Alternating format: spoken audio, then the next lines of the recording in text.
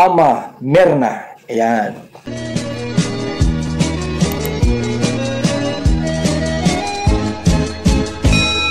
Hello, good morning. Napakasaya nga at kakaiba itong nangyaring ribbon cutting sa bahay ni Carla. Siyempre may konting iyakan din pagluha dahil din po yun sa kasiyahan. Nasabi kong kakaiba dahil yan, napakaraming kaganapan po ang nangyari dito sa ribbon cutting nga na ito. Bawat nagbigay ng special number ay talaga nga naman matutuwa ka. Maraming tao rin ang dumalo at may catering pa. Diba, sa lahat ng ribbon cutting, matatandaan ko po na wala pong nag-cater po, diba? Tanging itong kay Carla lamang may catering. Napakaraming pagkain at may lechon pa. Tapos makikita mo may mga tables and chairs pa na provided syempre ito na nag-cater. Parang kasalan ngayong dating ng ng handaan, diba? Nakakatuwa talaga itong pamilya na to. Marami nagmamahal sa kanila at ipinakita naman talaga ni Carla na deserve naman talaga siyang matulungan. Napakabait kasi ni Carla. Sana nga hindi siya magbago. Dito sa mga kaganapan nga ay marami nagbigay ng special numbers at paulit-ulit ko po itong pinapanood dahil nakakatuwa yung mga ibinigay ng mga special number, yung sayaw ng Kalingap Boys, tapos may nag-rap pa, o diba napakaganda. At kumanta rin si Jomar at si Carla at lalo na yung pinakitang galing ng tatay ni Carla. Talagang nagbudot siya. Hindi naman patatalo yung mga K-boys na iba at saka si Papa Joms. Sinabayan yung pagbubudots ng papa ni Carla. Panoorin natin yung ibang kaganapan dito sa ribbon cutting ng bahay ni Carla.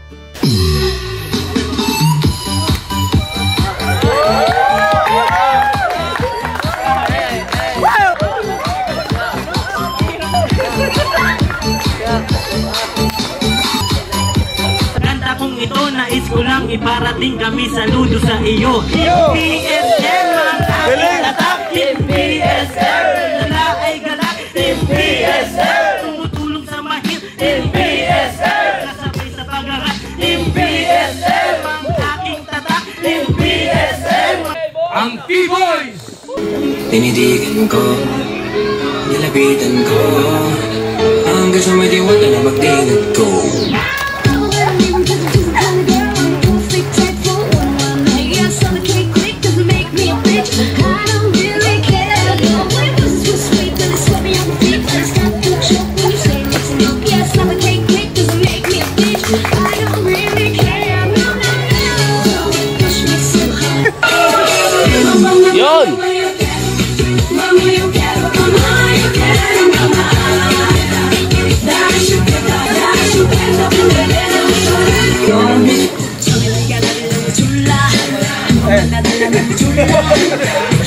하지만 네가 너무 착해 보여 그냥 몇 번 만났어 이러다가 이제 내가 졸라 내가 지고 싶어 졸라 진짜 끝나버렸어 ano tata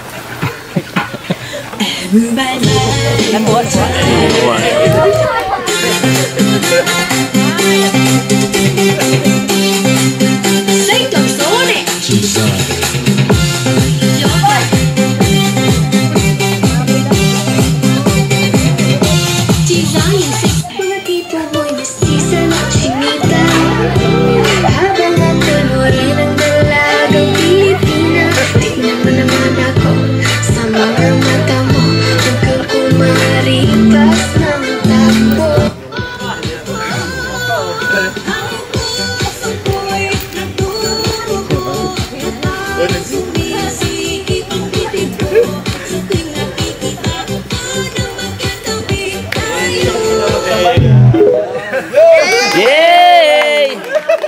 Salamat K-Boys!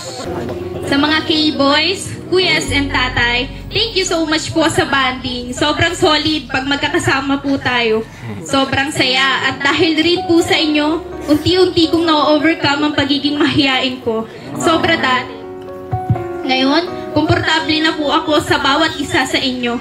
At may ilan din po na napagsasabihan ko na ng aking problema at mga pinagdadaanan ko. Sa mga kuyas ko din, naranasan ng princess treatment. Sobrang gaan sa pakiramdam na may mga kuya akong kinukulit at napagdadaingan. Kaya sobrang salamat po sa inyong lahat. And lastly, to my wonderful partner, Jomar. I want to thank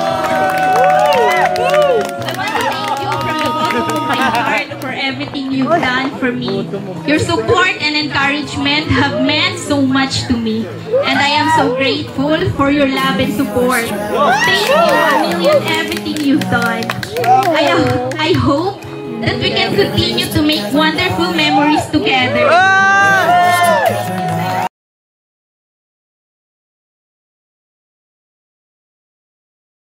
Hindi ko man masyadong maiparamdam sa'yo, pero sobrang na-appreciate ko lahat ng effort mo.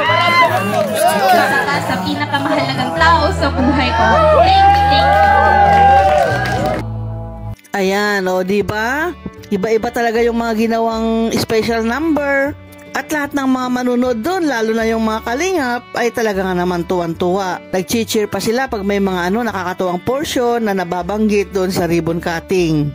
Walang mapagsiglan ng saya dahil lahat naman kasi halos ay nagmamahal talaga dito sa pamilyang ito. Hindi lang sa pamilyang ito ni Carla, kundi sa love team din ng Jomcar. Itong kay Jomar at kay Carla.